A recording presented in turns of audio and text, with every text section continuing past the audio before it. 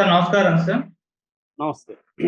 Sir గత 3 రోజులుగా చంద్రబాబు నాయుడు గారు ఢిల్లీలోనే ఉన్నారు సార్. అక్కడ మోదీ గారితో, అమిత్ షా గారితో మీటింగ్ ఏర్పాటు చేసుకున్నారంటున్నారు. అయితే ఈ మీటింగ్‌లో జగన్మోహన్ రెడ్డి గారి ప్రస్తావన వచ్చింది. ఆయన గురించి మోదీ గారు అండ్ అమిత్ షా గారు గ్రీన్ సిగ్నల్ ఇచ్చేసారు చంద్రబాబు నాయుడు గారికి. "నువ్వు కంటిన్యూ చేసేసేయి. మేము సపోర్ట్‌గా ఉంటామని" చెప్పినట్టుగా వార్తలొస్తున్నాయి. మరి ఏం జరగొచ్చు? జగన్మోహన్ రెడ్డి అరెస్ట్ అయ్యే అవకాశం ఏమన్నా ఉందా? పొలిటికల్‌గా ఎటువంటి పరిణామాలు జరిగే అవకాశం ఉన్నాయి సార్? చంద్రబాబు ఫ్రైడేస్, సాటర్‌డేస్ అంటే 3 రోజులు కూడా ఢిల్లీలో ఉన్నాడు. మనకి ఆయనకి బ్రాడ్‌గా 2 రకాల అజెండాలు కనిపిస్తాయి. ఒకటి రాష్ట్రానికి సంబంధించి కేంద్రం నుంచి ఫండ్స్ తీసుకోవడం. ఆల్రెడీ బడ్జెట్‌లో నిర్మలా సీతారామన్ 15,000 కోట్లు అమరావతికి అప్పు తీసిస్తా ఉన్నారు. దానికి సంబంధించి world bank, Asian development bank వీళ్ళు కలిసి ఇవ్వబోతున్నారు. ఒక బృందం, వరల్డ్ బ్యాంక్ బృందం అమరావతిని సందర్శించిందని కూడా చెప్తున్నారు. సో ఆ 15,000 కోట్లకు సంబంధించి ఏమైనా ఇబ్బందులు ఉంటే దాని గురించి మాట్లాడడం ఒకటి. రెండవది పోలవరం డ్యాముకు సంబంధించి నిధులను రాబట్టడం రెండవ ప్రయారిటీ. మూడవది వివిధ వెనుకబడిన జిల్లాలకు సంబంధించి ఆల్రెడీ కొంత ఫండ్స్ శాంక్షన్ చేశారు, దాన్ని రిలీజ్ చేసుకోవడం మూడవది. అట్లాగే విభజన హామీలకు సంబంధించి అనేక పెండింగ్లు ఉన్నాయి. వాటిని చంద్రబాబు వాళ్ళ దగ్గర నుంచి తీసుకురావాలి. ఇవన్నిటికి సంబంధించి ఆయన వివిధ శాఖల మంత్రులను కలవడం, మోడీ అండ్ అమిత్ షాని కలవడం ఇవన్నీ కూడా జరిగాయి. అయితే ఇది అందరికి కూడా తెలుసు, ఎందుకంటే వాళ్ళు ఓపెన్గా చెబుతారు. అయితే ఓపెన్గా చెప్పని విషయాలు ఏంటంటే రాజకీయాల్లో ఇప్పుడు జగన్ని ఎలా డీల్ చేయాలి, మోడీ జగన్ పట్ల ఉన్న అభిప్రాయం ఏంటి, సో గ్రీన్ సిగ్నల్ ఇస్తాడా లేదా చంద్రబాబుకి? ఎందుకంటే చంద్రబాబు ముందు ఒక క్లియర్ అజెండా ఉంది. ఆ అజెండా ఏంది? జగన్ని జైలుకి పంపించడం, వైసీపీలో ఉండే ఇంపార్టెంట్ లీడర్లందరినీ కూడా జైలుకి పంపించడం, వైసీపీని రాజకీయంగా సమాధి చేసేయడం అనేది చంద్రబాబుకు ఈ 5 ఏళ్లలో ఉన్న టార్గెట్. ఎందుకంటే ఆల్రెడీ ఆయనకి 75 ఏళ్ళు వచ్చాయి. నెక్స్ట్ 2029కి ఆయనకి 80 దాటుతాయి. ఆ టైంలో ఇప్పుడున్నంత యాక్టివ్గా ఆయన అప్పుడు ఉండలేకపోవచ్చు. కాబట్టి లోకేష్ని ప్రొజెక్ట్ చేయాల్సిన అవసరం ఉంటుంది చంద్రబాబుకి. లోకేష్ని చేయాలంటే లోకేష్కి రాజకీయంగా బలమైన ప్రతిపక్షం ఏది లేకుండా చూసుకోగలిగితే, జగన్ని బలహీనపరచగలిగితే లోకేష్కి మార్గం సుగమం అవుతుంది. ఇది చంద్రబాబు ముందున్న కర్తవ్యం. చంద్రబాబుకున్నంత అనుభవం కావచ్చు, పరిచయాలు కావచ్చు, వ్యవస్థల సపోర్ట్ కావచ్చు లోకేష్కి లేదు. ఇమీడియట్గా డెవలప్ చేయడం కూడా అంత ఈజీ కాదు. చంద్రబాబు అంటే కొన్ని దశాబ్దాలుగా, అంటే దాదాపు 5 దశాబ్దాలుగా ఆయన డెవలప్ చేసుకుంటూ వచ్చిన వ్యవస్థలు, ఇటు మీడియా కావచ్చు, వ్యవస్థల్లో తన మనుషులు కావచ్చు, తర్వాత తన కులానికి సంబంధించిన వివిధ శాఖల్లో ఉన్న వాళ్ళు కావచ్చు, పార్టీ స్ట్రక్చర్ కావచ్చు, ఇదంతా కూడా చంద్రబాబుకి బ్రహ్మాండంగా ఉపయోగపడిన సపోర్ట్ సిస్టమ్స్ అవి. అది ఖచ్చితంగా లోకేష్కి కూడా హెల్ప్ అవుతాయి. కానీ వాటిని నిరంతరం నిలబెట్టుకోవాలా, ఎవరితో ఎలా న్యూయాన్సెస్ అంటారు, ఈ న్యూయాన్సెస్ లోకేష్కి అంతుపట్టడానికి టైం పడుతుంది. ఎందుకంటే లోకేష్ కింది నుంచి ఎదుక్కుంటా వచ్చిన వ్యక్తి కాదు. ఆల్రెడీ ఒక భవనం నిర్మాణం అయిపోయి ఆ నిర్మాణంలోకి వచ్చిన వ్యక్తి. అతను స్వయంగా భవనాన్ని నిర్మించిన వ్యక్తి కాదు.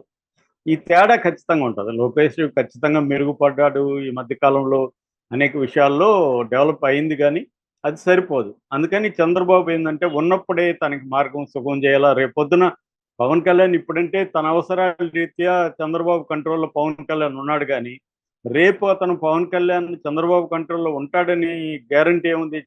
పవన్ కళ్యాణ్కి కూడా తనదైన గోల్ ఉంటుంది కదా, తను కూడా సీఎం కావాలి, ఆ గోల్ ఉంటుంది కదా. రేపు పొద్దున పవన్ కళ్యాణ్ జగన్ కలవరని గ్యారంటీ ఏముంది?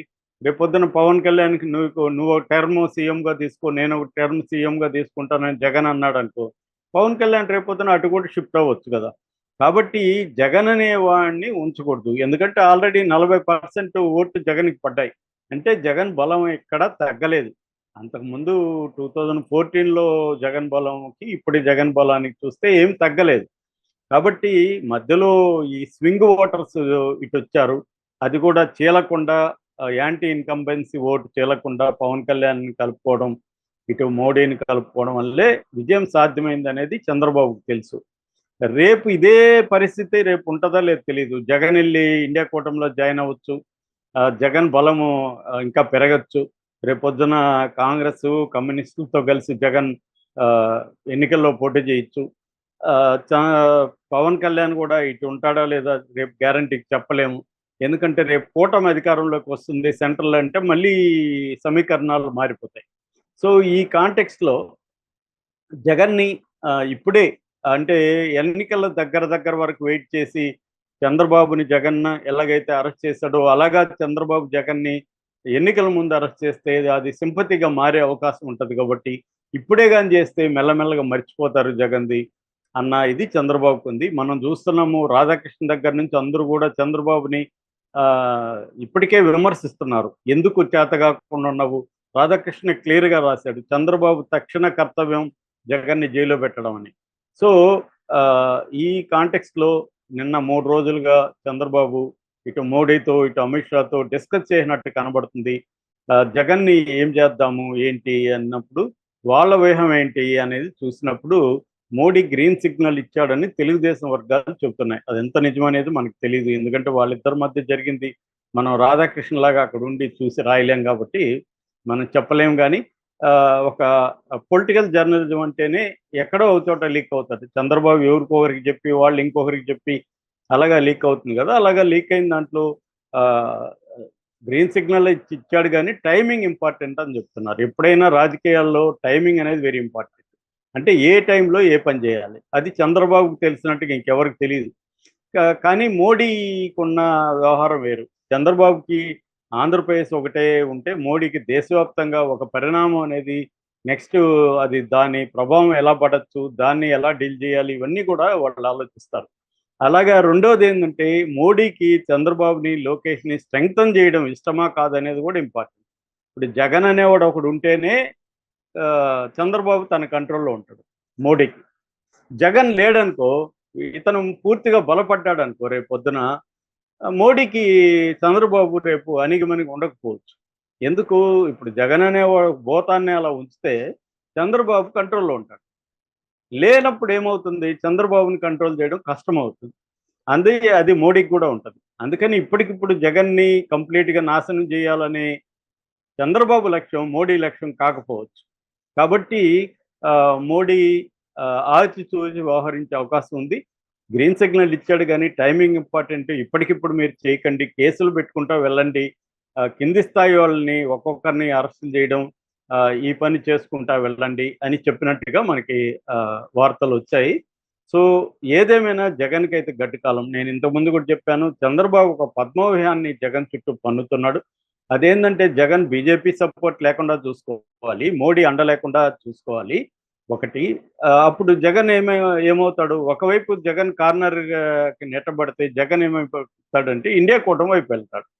ఇండియా కూటమిలోకి కూడా రానికుండా చూసుకోవాలి. అందుకని చంద్రబాబు ఏం చేస్తున్నాడు అంటే కాంగ్రెస్కి ఆఫర్ ఇవ్వడం ద్వారా, అంటే తెలంగాణలో నేను రేవంత్ రెడ్డికి సపోర్ట్ చేస్తాను 2028 అసెంబ్లీ ఎన్నికల్లో, అప్పుడు రేవంత్ రెడ్డి మళ్ళీ కాంగ్రెస్ అధికారంలోకి వస్తుంది, ఆ రకంగా నేను మీకు తెలంగాణలో హెల్ప్ అవుతాను, దానికి బదులుగా మీరు జగన్ని మీ దాంట్లోకి చేర్చుకోవద్దండి అని చంద్రబాబు ఆఫర్ ఇస్తున్నట్టుగా 7 పార్టీల ప్రతినిధులు పాల్గొన్నారు, కానీ కాంగ్రెస్ వాళ్ళు రాలేదు. జగన్ కూడా కాంగ్రెస్ యాంటీగా మాట్లాడాడు.